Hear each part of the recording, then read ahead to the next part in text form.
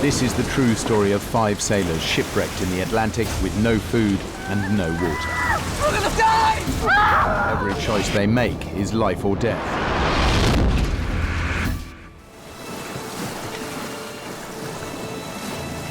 The brand new 58-foot luxury yacht Trashman surges through the Atlantic. Her owner made his millions in the rubbish business, and a hastily assembled crew who've never sailed together before are delivering the yacht to his home in Florida. The 6-day voyage begins in Bar Harbor, Maine. The crew will sail 1,300 miles down the eastern seaboard of the United States to Fort Lauderdale. The most experienced sailor is Deborah Scaling Kiley. She's the first American woman to have completed the grueling Whitbread Around the World race. Debbie has been hired for the run by the yacht's skipper, John Lippoff. He was sort of that scraggly sailor look. Is everything all right? John's brought along his girlfriend, Meg Mooney. She's no sailor, just along for the ride and looking forward to parties, calm waters, and sunshine. Brad Kavanagh's the youngest crew member. He signed up because Debbie's on board. All right, why don't you go to sleep now? I'll take the next watch with John. Ask him to come up. The Trashman heads inshore to Annapolis, Maryland, to pick up the final member of the 5-man crew, an English sailor who's a friend of Brad's. The first day is an easy sail. By nightfall, they're right on schedule. But this calm doesn't last long. A storm is gathering, and it's moving quickly towards them. Debbie! Wake up! Debbie! That was 4 hours? It's blowing a gale out there. Meg's fallen. She's hurt, and we're taking on water. John! She's hurt real bad. Can you come take a look at her? Usually if it's a squall, it comes in and it blows through and it's over. But this was not a squall. This was something that was building momentum. Gotta help her. She fell on her back. Well, I'll take a look.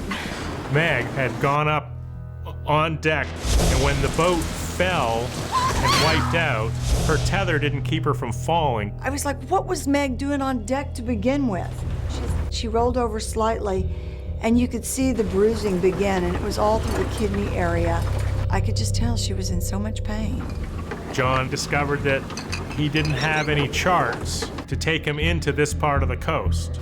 Sailing vessel Trashman calling Coast Guard. We urgently need a compass heading so we can head inshore. We have no chart. Over. The winds were gusting 50 miles per hour, and Mark's up on deck, and he is just wild. Are you out of your mind? We're in a gale and you're hammered! You're a bigger idiot than I thought!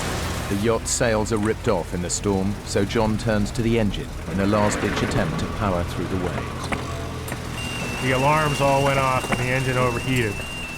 The engine was gone, and that was the end of our ability to charge the batteries. Running on emergency power. We need assistance immediately. We're in trouble. Our engine is down. Our sails are damaged. We need immediate rescue. Over.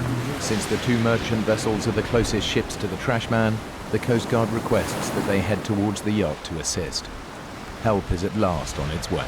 But after 12 hours on watch and with help on its way, Debbie and Brad decide to get some rest.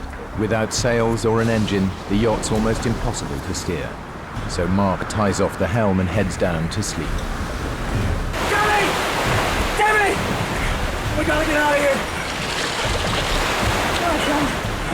No, let's get out of here! Go! You don't think about dying. You don't think about drowning. You don't think about anything. You think about getting away from this boat, that it's going under, and it's sinking in less than 2 minutes. We're all gathered around the rubber Zodiac dinghy, and in that rubber Zodiac dinghy, we had absolutely nothing. And I remember watching Trashman as the last little foot of her mast slipped under the water, and it was the most devastatingly lonely feeling that I've ever felt in my life. The next day, when the sun finally came up, the sky was overcast and gray. The air temperature being 40, we would definitely succumb to hypothermia. And we decided we would flip the Zodiac dinghy over and we lift Meg in. The wire in the rigging had cut almost all the way to the bone, and she had huge gaping wounds on her legs. It was heartbreaking. Just those wounds alone were a death sentence. We hung there for a minute, and pretty soon he goes, "Quit kicking me." What are you talking about? I'm not kicking you. Stop now! And I thought, you know what? I'm going to look in the water, and I'm going to see where his legs are, and I'm going to stay as far away from him as I can. I realized it was like hundreds of sharks. They were everywhere.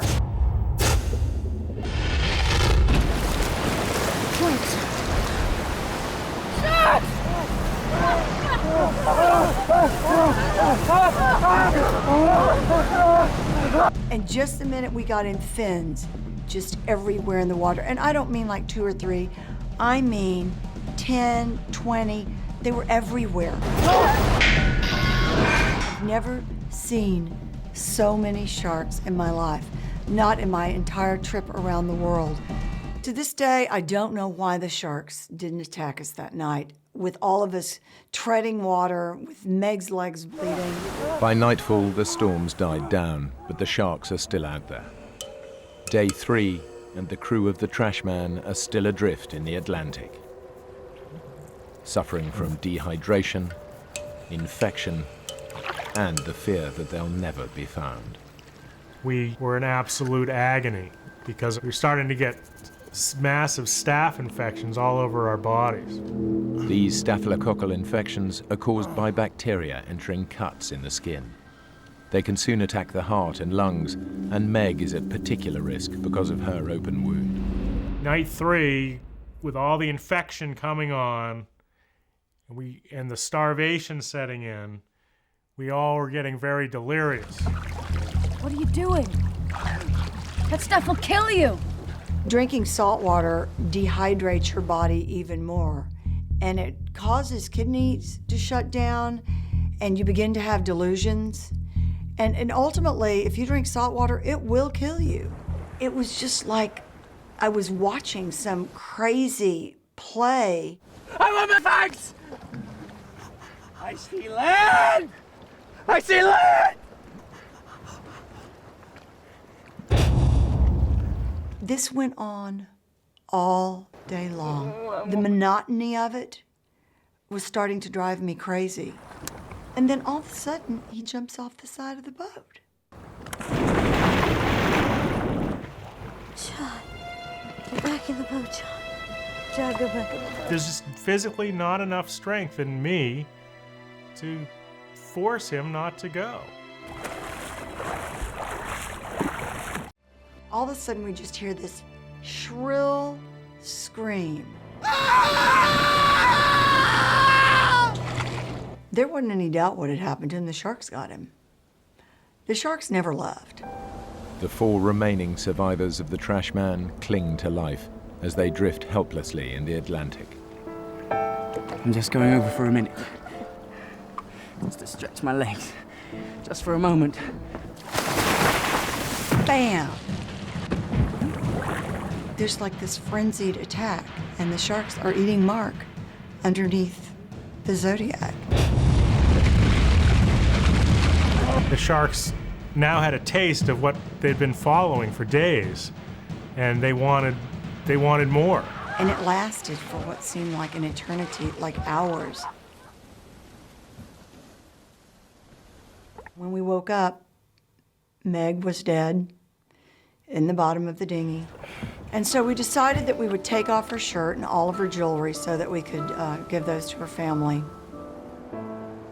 It was such a sad moment because we laid her body, naked body, on the side of the raft.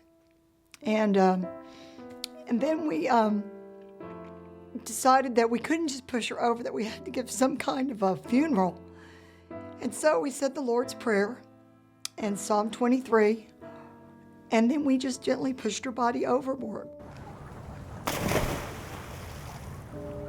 And we decided then that we would just go back to sleep so that if the sharks attacked her, we wouldn't have to see it. And so that's what we did. I look at the horizon, and there's a ship coming straight at us. I had heard it was a ship so many times. I just didn't, big deal. It's a ship. They're not going to see us. Turn around. Look how close it is. And I turned around, And it was amazing. And the ship came by, and it went by, and a guy walked out on the wing bridge and looked down on us, and I looked at him, and he looked at me, and I waved at him, and he waved at me, and next thing I knew, there wasn't just one person that came out, but there were like 5, 6 people. They were all coming out. They threw all their life-saving equipment out at us, and Debbie jumps off the boat, and I'm like, God damn it. You know, don't leave your friend Brad here all alone. I was holding the rope that held the life ring, and they started winching us in.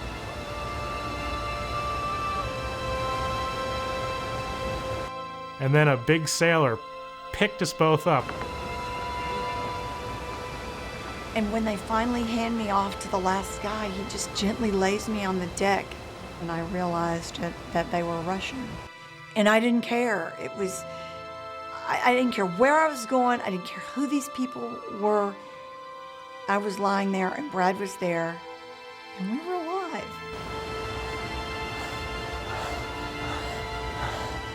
There's never a day that you're more thankful for life than the day you almost die. In their 5 days at sea, the dinghy had drifted 140 miles from where the yacht sank and was heading further and further away from land. With no beacon on the dinghy, the 2 merchant ships were unable to find it. The Coast Guard called off the search for Trashman because it received a call stating the yacht had made it safely into port during the storm. Who made that phone call remains a mystery.